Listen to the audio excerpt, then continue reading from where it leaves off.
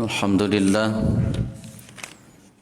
Alhamdulillahilladzi arsala rasulahu bil huda wa dinil haq liyudhhirahu 'ala ad-dini kullih wa kafa billahi shahida. Asyhadu an la ilaha illallah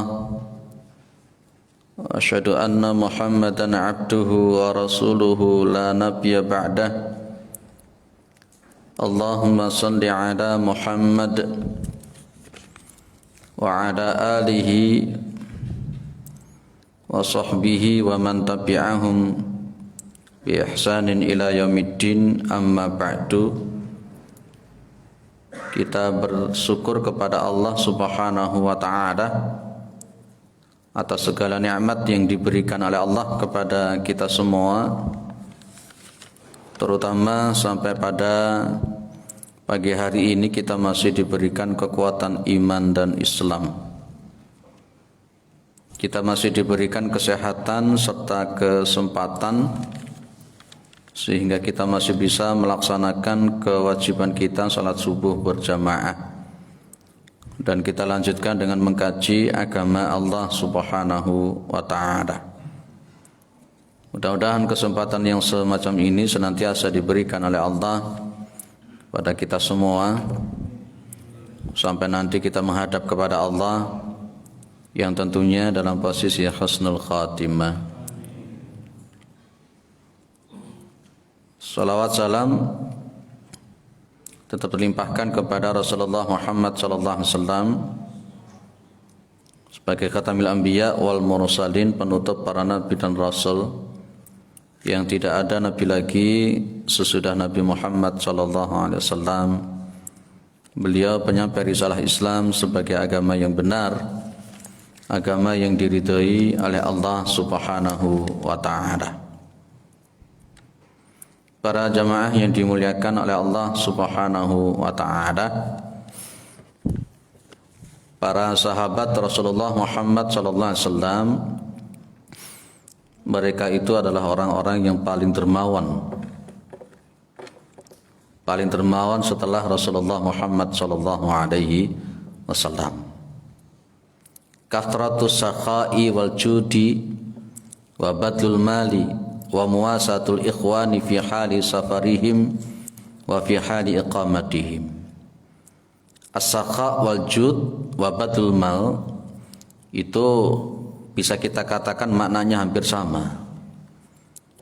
Al-sakha itu ya dermawan, wal jud itu juga dermawan, wa badlul mal itu memberikan hartanya. Jadi mereka ini adalah kasratus sakha'i wal judi wa badlul mal. Mereka adalah orang-orang yang paling dermawan setelah Rasulullah Muhammad sallallahu alaihi wasallam. Kalau sebelumnya kita bahas bahwa para sahabat itu paling warok setelah Rasulullah Muhammad sallallahu alaihi wasallam. Mereka bisa semacam itu karena mereka adalah orang-orang yang zuhud. Zuhud itu apa toh saja nih? Kemarin di Gripik itu ada yang tanya kepada saya, "Pak, bedanya qanaah sama zuhud itu apa?" Kalau dikatakan bahwa para sahabat itu paling warok, kenapa ada para sahabat itu yang kaya raya? Seperti Abdurrahman bin Auf, Abu Bakar As-Siddiq, Utsman bin Affan. Apakah mereka bisa dikatakan zuhud karena mereka itu kaya raya? Saya katakan bahwa yang namanya zuhud itu tidak harus dia tidak punya uang.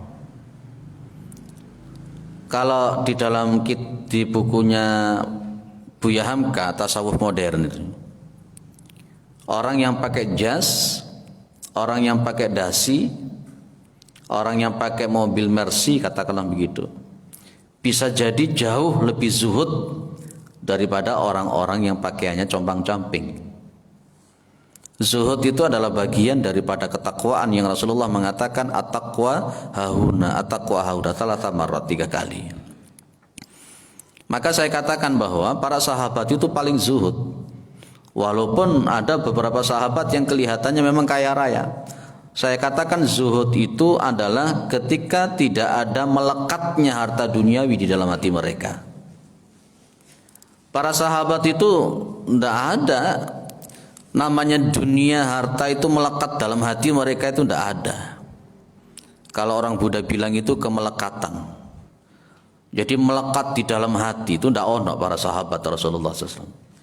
Betul Abu Bakar As-Siddiq kaya, betul Utsman bin Affan kaya, betul Abdurrahman bin Auf kaya, tapi harta mereka itu tidak menempel di dalam hati sama sekali, tidak berbekas sama sekali di dalam hati.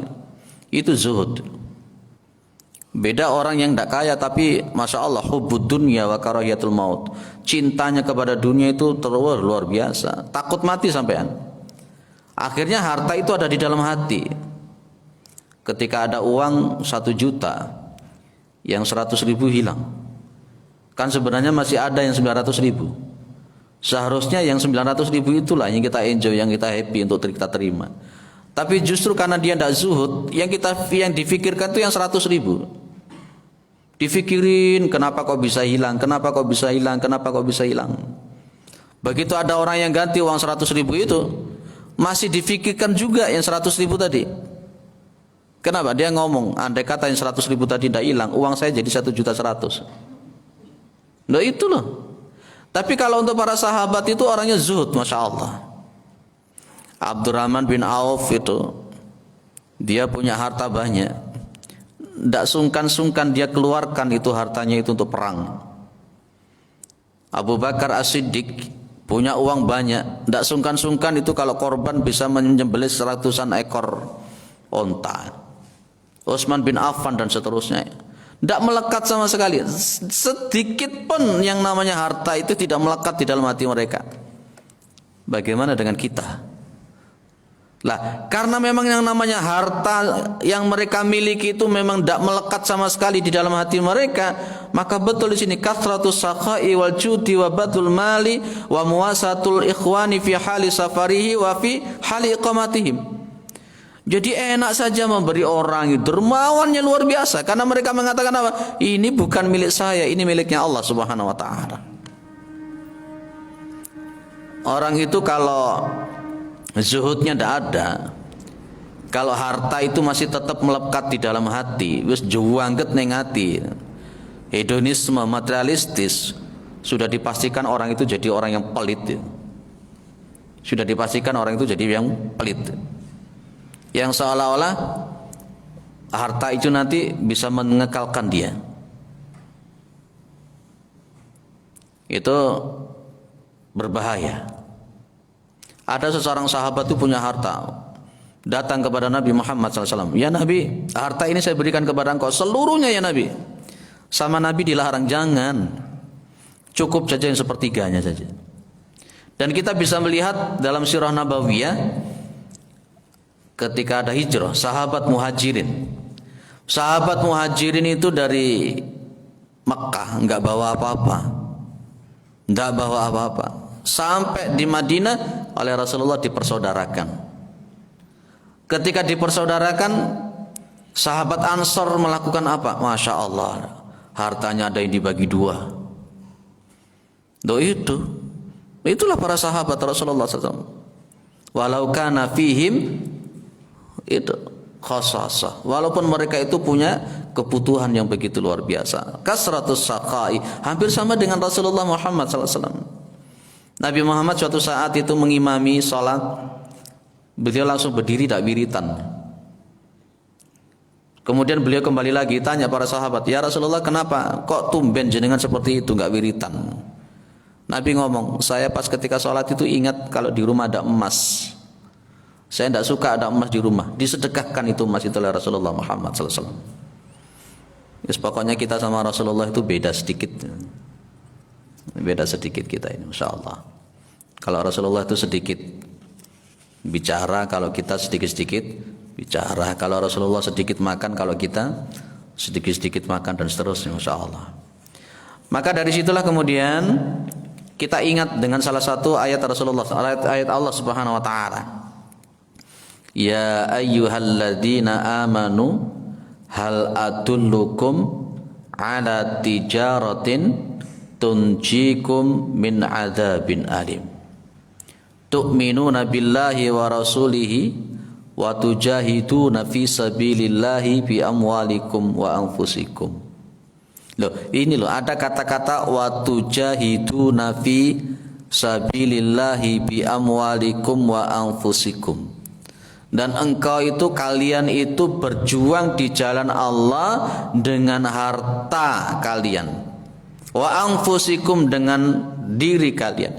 Para sahabat Rasulullah mengamalkan ayat ini luar biasa itu, dermawannya betul, sehingga harta itu digunakan untuk wajahatu bi amwalihim wa anfusihim. Saya ingin mengatakan begini, dulu pernah saya sampaikan manusia itu kan dibagi 4 ya Pak ya. Manusia itu ada 4 ini. Menurut Rasulullah berkenaan dengan masalah harta dan ilmu itu manusia dibagi 4. Mudah-mudahan masih ingat. Yang pertama itu adalah rajulun yarzuquhu ilman wa yarzuquhu malan. Ada orang itu yang dia oleh Allah diberikan ilmu sekaligus diberikan harta sekaligus. Ini para sahabat. Yang dimaksud ilmu di sini apa? Pemahaman keagamaan, pengamalan agama. Itu kalau dalam masalah kebaikan Rasulullah pernah mengatakan, wa may yuridillahu bihi khairan yufaqihu fiddin. Barang siapa yang Allah menghendaki kebaikan, maka Allah itu akan memahamkan dia agama. Ada orang itu yang diberikan ilmu, paham betul agama, mengamalkan agama, dan dia sekaligus diberikan harta oleh Allah Subhanahu wa taala. Orang yang model pertama ini dengan ilmu agamanya, dengan pemahaman agamanya, dengan pengamalan agamanya, berkenaan dengan harta yang dimiliki oleh Allah Subhanahu wa taala, dia akan wajahadu bi amwalihim wa anfusihim. Ini para sahabat sudah melakukan ini. Abu Bakar As-Siddiq, Utsman bin Affan, Abdurrahman bin Auf, ilmunya luar biasa, hartanya juga luar biasa. Akhirnya kathratus saqa wal jud wa badul mal, berikan. Ada kelompok yang nomor 2 kata Rasulullah, rajulun yarzuquhu ilman wa lam yarzuqhu malan. Ada orang itu dia oleh Allah diberikan ilmu tapi tidak diberikan harta. Dia paham agama, dia mengamalkan agama, tapi dia tidak punya harta. Orang yang kedua ini, kelompok yang kedua masih mending. Dengan ilmu paham agamanya, dengan pengamalan agamanya dia paham. Dia tidak harus untuk melakukan sesuatu yang maksiat untuk mendapatkan harta. Bahkan seperti di kalangan para sahabat yang miskin, ada kan para sahabat yang miskin, siapa? Di antaranya Abu Hurairah radhiyallahu anhu, Ahlus Suffah, Abu Dar Al-Ghifari, tidak punya harta, tapi ilmunya luar biasa. Tapi begitu melihat para sahabat yang kaya-kaya itu bisa berinfak, bisa bersedekah, berjihad dengan hartanya, mereka mengatakan, lau annali malu fulan la amiltu amala fulan. Andai kata saya ini punya harta seperti si fulan, saya pasti akan mengamalkan apa yang diamalkan oleh fulan. Nabi Muhammad mengatakan, walahuma ajrani. Jadi masing-masing itu punya harta, masing-masing itu punya pahala. Yang satu miskin karena tidak punya harta, tapi dia punya azam, punya niat. Yang satu punya harta, dengan ilmunya dia menyedekahkan dan seterusnya. Nah, orang yang miskin yang tadi itu seperti Abu Hurairah, Abu Dar Al-Ghifari mengatakan, andai kata saya bisa seperti itu. Nabi mengatakan dia juga punya harta, dia itu punya pahala seperti itu. Orang yang nomor 2 itu masih mending Pak, punya ilmu agama meskipun tidak punya harta. Ini para sahabat. Ada yang nomor 3, rajulun lam yarzuqhu ilman wa yarzuqhu malan. Ada orang yang dia itu tidak diberikan pemahaman agama, tidak ngerti agama, tidak ada motivasi untuk belajar agama. Pokoknya tidak ngerti agama, nol potol. Tidak ada niat azam juga mengamalkan agama. Tapi oleh Allah dia diberi harta. Kira-kira orang yang model seperti nomor 3 ini kira-kira yang terjadi apa? Kalau dia punya harta banyak tapi dia tidak punya agama. Kata Rasulullah, kebanyakan orang yang nomor 3 ini banyak menyimpangnya. Karena dia tidak paham mana itu halal, mana haram. Imannya tidak ada, tidak mengamalkan agama, lebih cenderung hartanya dibuat sesuatu yang tidak bermanfaat.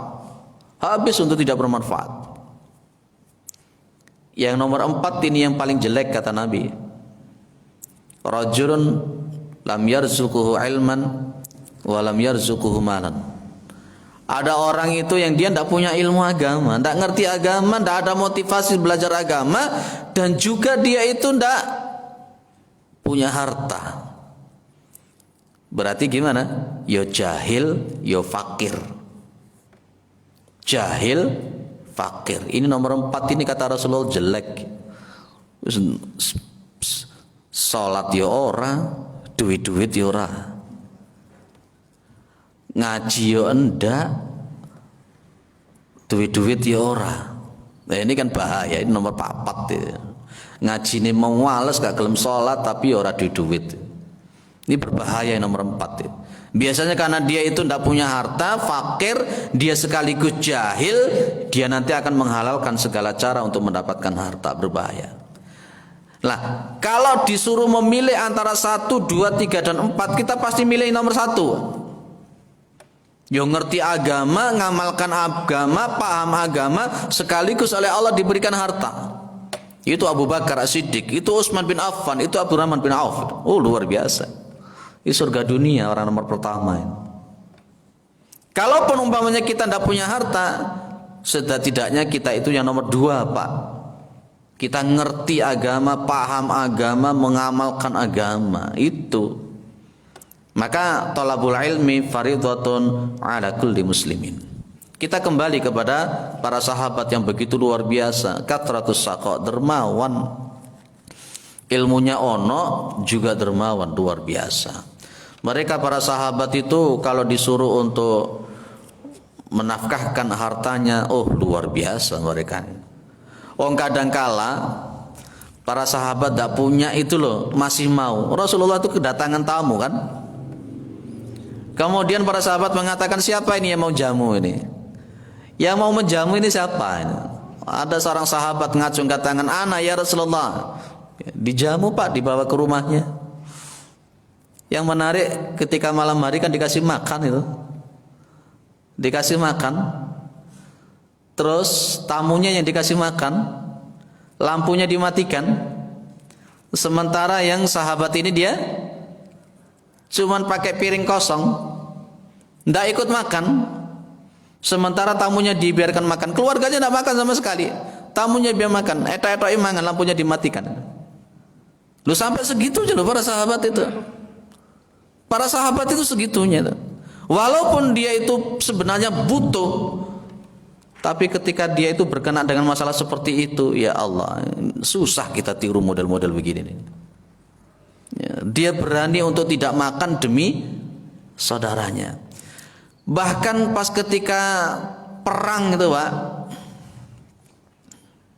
ketika perang masing-masing terluka, itu ada air.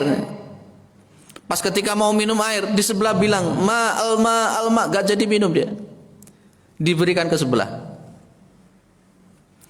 Yang di sebelah mau minum itu, terdengar yang di sebelahnya lagi alma, gak jadi minum dia. Dikasihkan ke sahabat yang lain. Sampai ternyata akhirnya muter kembali kepada yang punya tadi itu. Itu para sahabat Rasulullah. Dalam kondisi yang semacam itu loh, masih memikirkan orang lain yang betul-betul kesusahan. Bagaimana dengan kita? Kalau di masa sekarang ada Bal'am bin Bawra. Kata dia ada 4 ya. Ada orang yang diberikan ilmu, diberikan harta, diberi ilmu saja, tidak diberi harta dan seterusnya. Pada zaman sekarang itu banyak namanya Bal'am bin Bawra.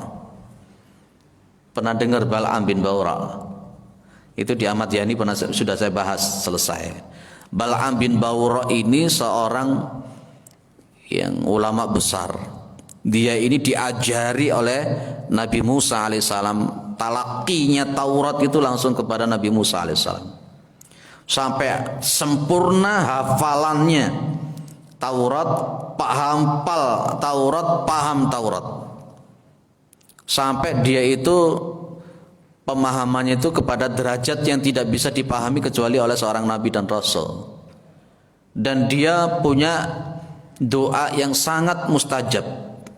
Bal'am bin Bawra seorang ulama besar di Bani Israel, muridnya Nabi Musa, yang kalau dia berdoa itu pasti dikabulkan oleh Allah.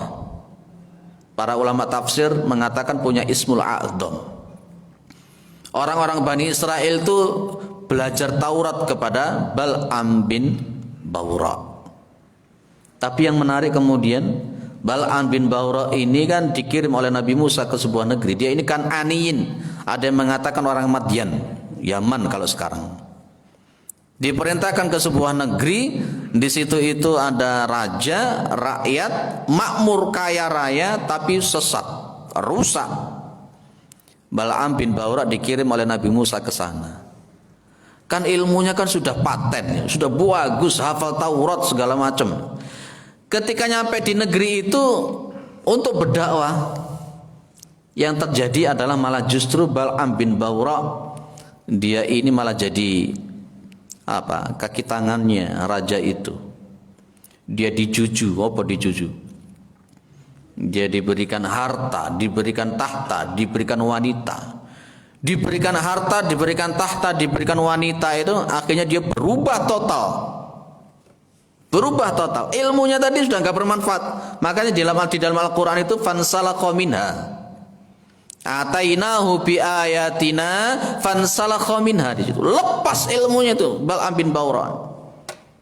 Melok raja yang lalim, raja yang zalim. Manut bisami'na wa ta'na.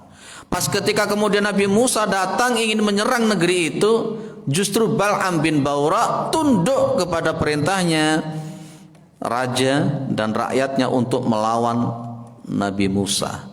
Dia gunakan doa yang mustajab itu untuk melawan Nabi Musa dan bala tentaranya. Loh ini zaman sekarang kan banyak kan gitu. Ulama-ulama model begitu. Kemudian oleh Allah Subhanahu wa taala Bal'am ini diserupakan seperti anjing.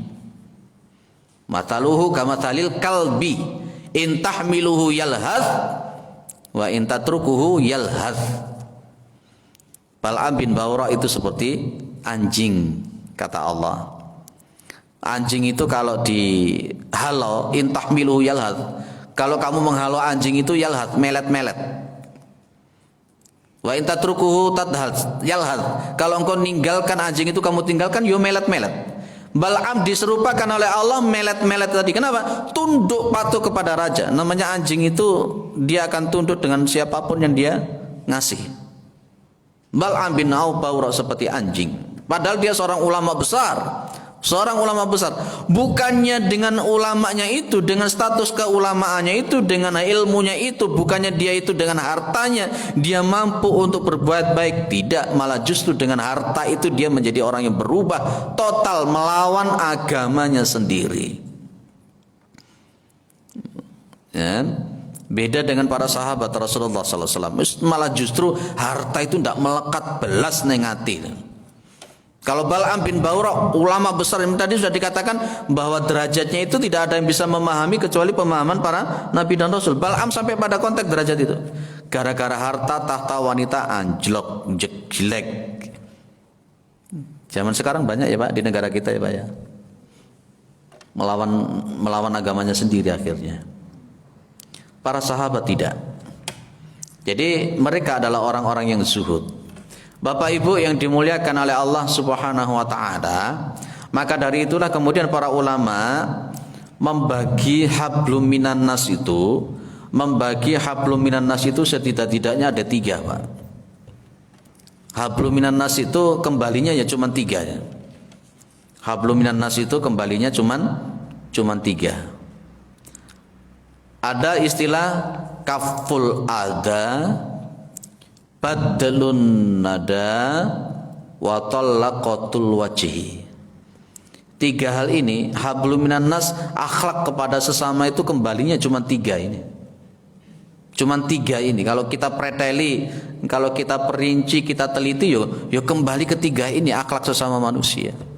Dan 3-tiganya ini sudah dilakukan oleh para sahabat Rasulullah SAW. Nanti yang nomor 2 adalah yang kita bahas ini.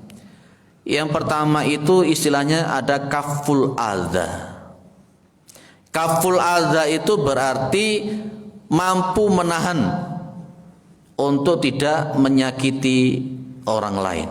Itu kaful adha. Para sahabat sudah melakukan ini. Ya sudah kita bahas pada pembahasan sebelumnya, sampai Abu Bakar As-Siddiq itu kan apa? Memasukkan apa? Kerikil, memasukkan kerikilnya ke mulutnya. Masih ingat ya hadis itu ya? Masih ingat kan itu ya? Sampai beberapa tahun itu. Jadi yang namanya seorang muslim itu adalah kaful adha. Ini hablum minan nas. Akhlak kepada sesama itu kembali yang pertama kaful adha. Makanya Rasulullah menggambarkan yang namanya manusia muslim itu seperti lebah.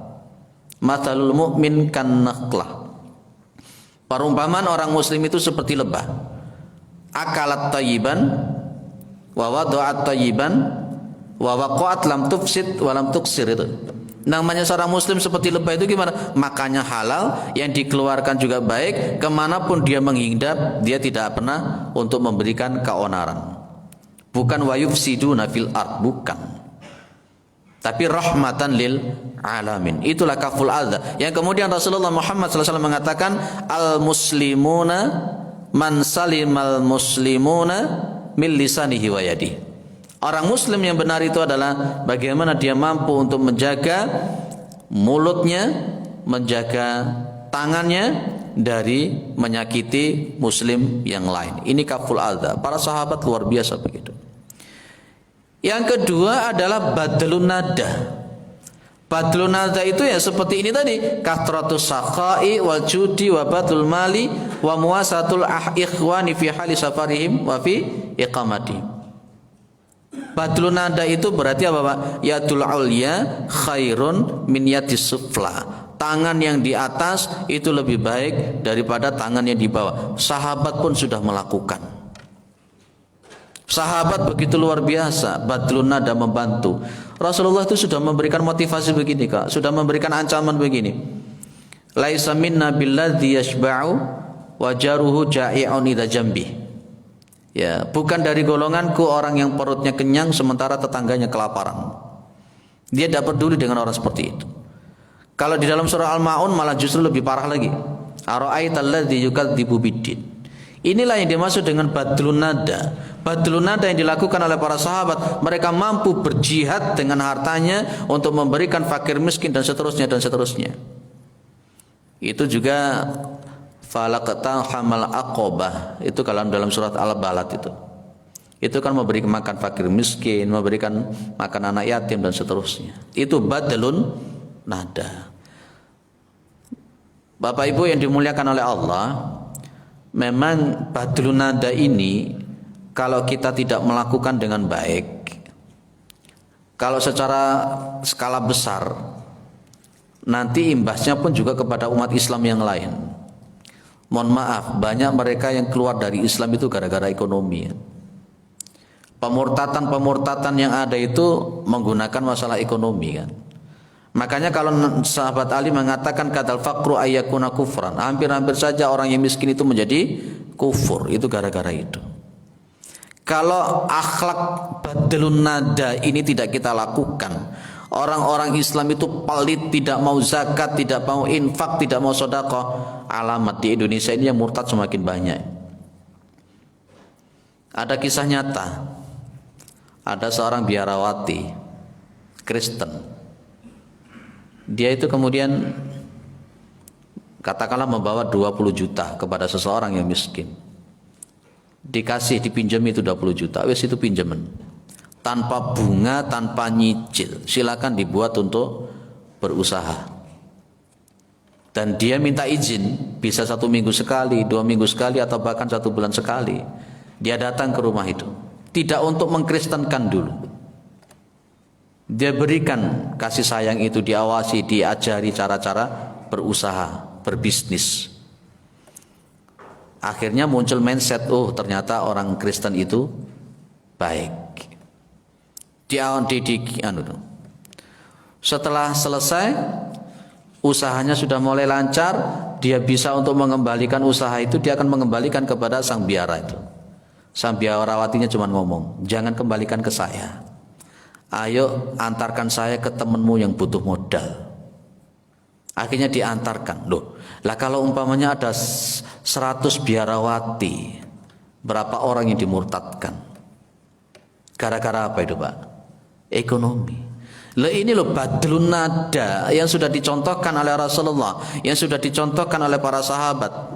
2,5% zakat, katakanlah begitu. Infak sedekah, berapa persen orang Islam yang peduli dengan semacam ini? Kalau di lereng Gunung Semeru itu sempat 300 kakak langsung murtad karena faktor ekonomi, itu yang salah siapa? Kalau di Sumber Majing Wetan dulu 100% Muslim, sekarang 50% jadi Kristen, itu salahnya siapa? Nah, itu memang terjadi begitu. Koh Stephen yang luar biasa itu sudah bercerita kepada kita. Memang kenyataannya begitu, dan beliau sekarang setelah mu'alaf berupaya untuk mengembalikan yang murtad-murtad itu. Nah, ini loh badlun nada. Ini kan syariat badlun nada, akhlak kepada sesama badlun nada. Sampai Rasulullah itu kan mengancam di dalam Al-Qur'an. Ya, di dalam Al-Qur'an sudah diancam, karena kalau orang itu yang menyimpan hartanya kan apa? Lambungnya disetrika, perutnya disetrika, punggungnya disetrika. Kenapa? Tidak mengeluarkan zakatnya. Ini syariat badlun nada itu. Dan ini para sahabat sudah melakukan itu, badlun nada, rela berbagi harta kepada yang miskin. Bagaimana dengan kita sekarang? Bagaimana dengan kita sekarang? Uang kita belikan apa? Uang kita buat apa? Ini badlun nada. Dan kemudian ada tadi kaful adza, badlun nada. Yang ketiga adalah wa talaqatul wajhi. Talaqatul wajhi itu artinya muka yang ceria. Muka yang ceria. Para sahabat sudah melakukan itu. Yang dicontohkan oleh Rasulullah itu kan, disabdakan oleh Rasulullah adalah tabassumuka li akhika sadaqatun. Senyum Anda kepada saudara Anda itu adalah sedekah. Rasulullah juga mengatakan wala tahtaqiranna minal ma'rufi syai'an walau antal qa akhaka biwajhin talqin. Jangan meremehkan kebaikan sedikit pun meskipun engkau itu bertemu dengan saudara Anda itu dengan wajah yang ceria. Tiga-tiganya sudah dilakukan oleh para sahabat Rasulullah sallallahu alaihi wasallam. Para sahabat itu kalau ketemu dengan sahabat yang lain senyum.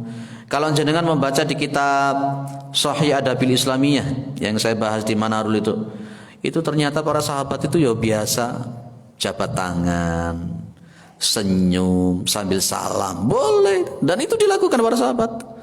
Lawang kita ini loh kadang-kadang senyum saja kepada sesama muslim itu kok angel, mendingan apa? Berjabat tangan dengan sesama muslim itu ya kok angel, kenapa? Dan tidak ada takyid Bapak Ibu, tidak ada takyid sama sekali. Kata-kata tabassumu kali akhika sadaqatun, termasuk mengucapkan salam itu kan yang antaqra'a as-salama ila man arafta wa man lam ta'rif, kan begitu bunyinya hadis. Engkau mengucapkan salam kepada orang yang kamu kenal dan orang yang tidak kamu kenal, kan? Tidak ada takyidnya, ini bukan kelompokmu, ini bukan ormasmu, itu tidak ada. Ini akhlak kepada sesama muslim, tiga ini kembalinya. Jenengan otak-atik di dalam Al-Quran pasti kembali kepada tiga ini. Kaful adza, badlun nada, wa talaqatul wajhi. Yang kita bahas ini adalah yang badlun nada. Bagaimana para sahabat Rasulullah Muhammad sallallahu alaihi wasallam itu betul-betul mampu, ya, betul-betul mampu mereka ini menjadi orang-orang yang dermawan, orang-orang yang sakha, orang-orang yang jud wa badul mal. Kapan? Fi hali safarihim wa fi hali iqamatihim. Baik pada waktu bepergian ataupun dalam waktu fi iqamatihim, jadi masyarakat mereka mukim atau safar, sama saja para sahabat itu dermawannya luar biasa. Baik pada waktu safar ataupun di luar safar, para sahabat itu termasuk orang-orang yang dermawan. Yang mereka lakukan itu di dalam rangka untuk menolong agama. Di dalam rangka untuk menolong agama. Bolehlah kita katakan itu bahwa menolong agama dengan harta itu kan sesuatu yang sangat-sangat penting. Bangun rumah tahfidz yang kita bangun ini kan, itu kan juga butuh apa? Butuh harta lah. Membangun rumah tahfidz seperti ini, membangun masjid semacam ini butuh apa? Ya itulah badlun nada, itu suatu luar biasa. Saya berpikir begini Pak, kan dana haji itu, padahal itu cuma berapa persen ya dana haji itu dari uangnya berapa persen umat Islam ya. Itu sudah mencapai berapa triliun Pak? Betul kan ya? Lah kalau umpamanya 87% umat Islam itu mereka ini melakukan seperti para sahabat, sadar dengan namanya infak badlun nada tadi, 87%. 2,5% dari harta zakat mal itu. Wah, tidak ada orang yang miskin, Pak, orang Islam itu. Tapi karena memang justru yang sudah punya kemampuan untuk mengeluarkan 2,5% zakat malnya itu susahnya minta ampun. Akhirnya hal semacam ini ditangkap, sinyal yang semacam ini ditangkap oleh orang-orang musuh-musuh Allah Subhanahu wa taala. Mereka menggunakan hartanya mereka untuk mancing itu. Untuk memancing itu. Kita tidak bisa, Pak, menyalahkan mereka. Wah, iman ini tidak kuat, goro-goro supermi kok murtad. Pertanyaannya jangan begitu. Pertanyaannya apa yang sudah kita lakukan untuk mereka? Itu saja yang kita lakukan itu. Tidak usah mengolok-olok mereka, teman-teman kita yang murtad gara-gara makanan. Wis tidak jauh-jauh saja, tidak jauh-jauh. Dalam masalah sholat Jumat saja, jenengan amati orang yang sholat Jumat itu kan niatnya macam-macam, termasuk masalah perut. Saya setiap Jumat itu khutbah, jadi mereka datangnya belakangan, pengen dapat tempat duduk yang di belakang. Sementara di masjid itu disediakan konsumsi, betul ya? Imamnya baru salam yang nomor 2, belum wiritan mereka sudah berdiri. Kemana mereka? Ngambil konsumsi. Nah, itu loh mindset itu. Itu mindset. Dengan masalah harta tuh kayak begitu. Masalah makan seperti itu. Apatah lagi mereka yang tidak punya itu. Mereka dikasih uang, kasih beasiswa, mereka bisa murtad. Lawang yang mereka punya uang, mereka ngerti kerja kantoran, untuk Jumatan saja mindsetnya sudah makanan. Itu benar, itu banyak seperti, coba jenengan amati itu. Yang kadangkala justru yang tidak punya itu malah yang duduk di depan itu malah diem, tidak kemaruh untuk makanan itu. Dorong wiritan, Pak, sudah berdiri ngambil makanan dikonsumsi itu. Nah, itu yang terjadi sekarang. Sampai ada jamaah saya di Mergosono itu bilang, Pak, ini dikasih konsumsi semacam ini manfaat atau mudarat atau sebenarnya, Pak? Nah, itu. Ya, wow, alam bisawab. Mudah-mudahan kita termasuk orang-orang yang mampu mengikuti thariqahnya para sahabat. Mereka itu adalah orang-orang yang senantiasa mampu menjadi orang-orang yang sakha, al-jud, yang dermawan. Mereka mengeluarkan hartanya di dalam rangka untuk membela agama Allah. Mereka mengeluarkan hartanya di dalam rangka untuk menolong sesama. Fa insyaallah, wallahu fi aunil abdi makana al abdu fi auni akhihi. Allah itu akan selalu menolong seorang hamba selama hamba itu mau menolong saudaranya. Percayalah itu. Kalau jenengan menolong sesama muslim, percayalah Allah nanti akan menolong jenengan. Termasuk salah satu pada apalagi zaman sekarang yang lockdown semacam ini. Kemarin ada masjid lagi satu yang lockdown, tidak berani ngadakan Jumat, tidak ngadakan anu lagi. Ya, nggak tahu di sini nanti ikut di lockdown apa enggak ini. Ya, baik. Mudah-mudahan kita termasuk orang-orang yang mampu mengikuti semacam. Ada yang didiskusikan, monggo.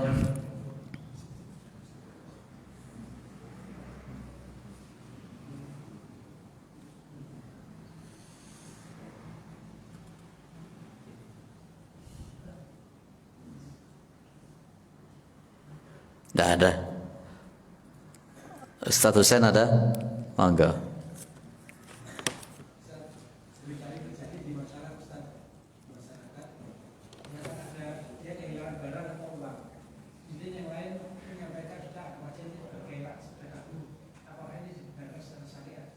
Gimana?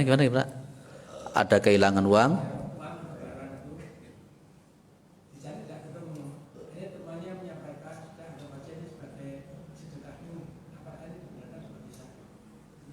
Oh,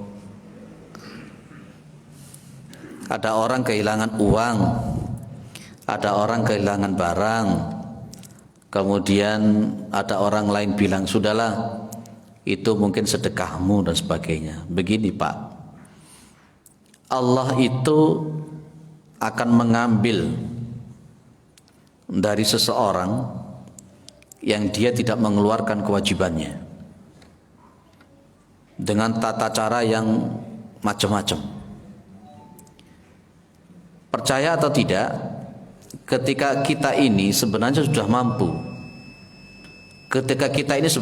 mampu, untuk mengeluarkan 2,5% katakanlah begitu, sudah mampu, sudah sampai nisab, sudah sampai 1 haul katakanlah begitu, dan kemudian kita ini tidak mau mengeluarkan itu, maka Allah pasti yang akan mengambil itu secara paksa, entah bagaimana caranya. Dulu kita kenal di dalam sirah sahabah, setelah Rasulullah wafat, itu ada para sahabat, boleh nggak saya katakan para sahabat, ada orang-orang yang ingkar membayar zakat, yang oleh Abu Bakar As-Siddiq diperangi kan, diperangi orang-orang yang tidak mau membayar zakat. Saya punya keyakinan bahwa Allah itu akan mengambil yang sebenarnya itu adalah kewajiban harta jenengan yang jenengan tidak keluarkan, entah bagaimana caranya, bu kerampokan, bu kebakaran, bu apa. Saya yakin, hakul yakin seperti itu. Karena memang itu sebenarnya kewajiban jenengan, kewajiban kita, tapi kemudian kita tidak mau mengeluarkan, Allah yang akan mengambil secara paksa. Nah, bagaimana dengan orang yang kehilangan? Orang kehilangan harta, kehilangan uang, mungkin itu salah satu di antara cara Allah untuk mengingatkan kita supaya kita ini menjadi orang-orang yang tidak lupa dengan kewajiban kita berkenaan dengan masalah harta. Saya yakin semacam itu. Bagaimana kalau ada orang mengatakan, wis sudahlah diikhlaskan saja, itu mungkin adalah sedekahnya sampean.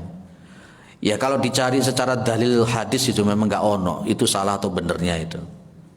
Ini adalah perkara hal yang baru, pada zaman itu tidak ada, tidak seperti itu. Maka kalau memang tidak ada dalil yang mengharamkan, maka kembalinya kepada sesuatu yang bara'atul asliyah. Al aslu fil asya'i al ibahah malam yadullu ala tahrimihi. Setidak-tidaknya mungkin dengan cara seperti itu orang ini mengingatkan, mungkin wong iki medit kate ngomong awakmu medit ngono ndak wani. Tapi dikatakan ya wis lah sudahlah dipikirin. Itu keyakinan saya. Tidak ada masalah sebenarnya kalau memang tidak ada dalil yang mengharamkan seperti itu. Ya mungkin orang itu tidak pernah bersedekah, tidak pernah infak, sehingga oleh Allah dihilangkan harta dan uang itu supaya iling. Iki lo sedekah, mungkin semuanya itu. Seringkah kita kejadian semacam itu, Pak? Jadi mau wedit gak tahu infak sedekah, akhirnya bolak-balik kelangan. Entah itu dicorong, dicuri orang. Paling orang yang mencuri pun mengatakan tak cewolongi mau wedit. Akhirnya didungakne ambek wong liyan. Oh mau wedit kuwaret ngono tak dungakne bangkrut. Lah bisa jadi semacam itu. Fa insyaallah, makanya kalau kita itu dermawan dan sebagainya seperti dilakukan para sahabat, insyaallah aman. Gitu nggih, Pak. Sering kehilangan barang, Pak? Enggak kan ya? Enggak. Ada yang lain? Ada yang menambahkan? Monggo, Pak.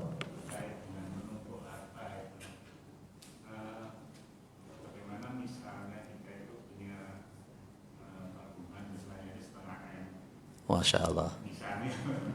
Tapi ini dalam rangka misalnya untuk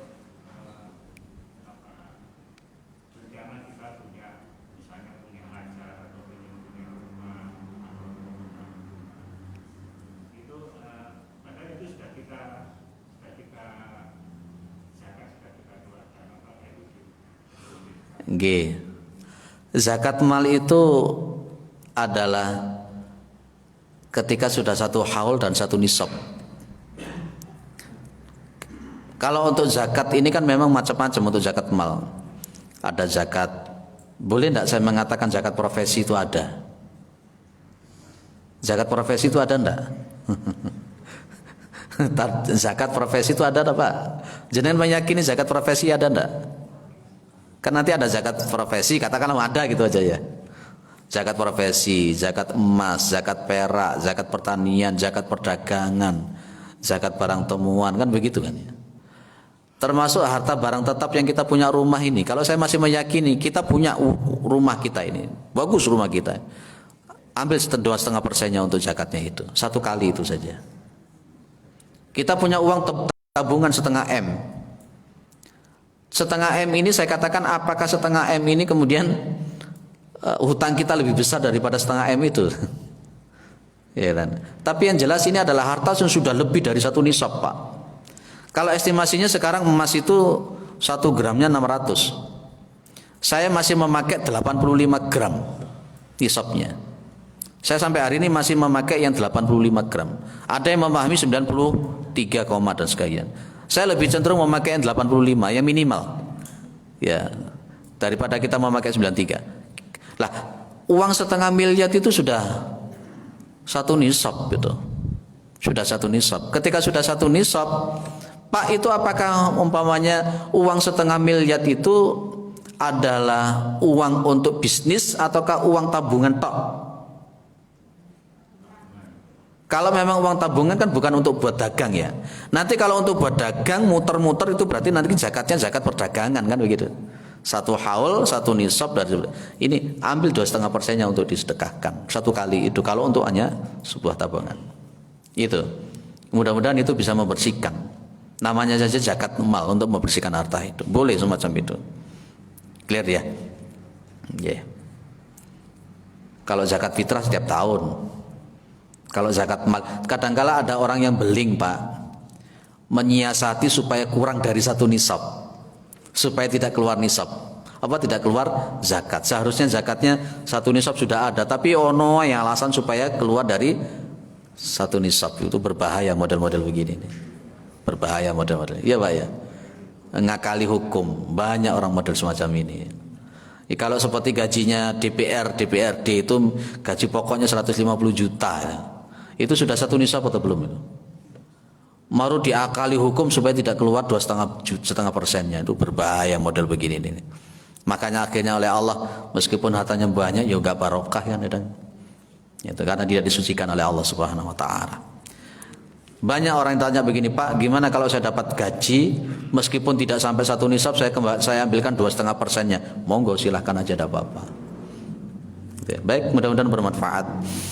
Mudah-mudahan kita adalah orang-orang yang husnul khatimah. Mudah-mudahan kita adalah orang-orang yang istiqamah. Mudah-mudahan kita orang-orang yang diberikan berkah gitu oleh Allah Subhanahu wa taala. Subhanakallahumma wa bihamdika asyhadu an la ilaha illa anta astaghfiruka wa atubu ilaik. Assalamualaikum warahmatullahi wabarakatuh.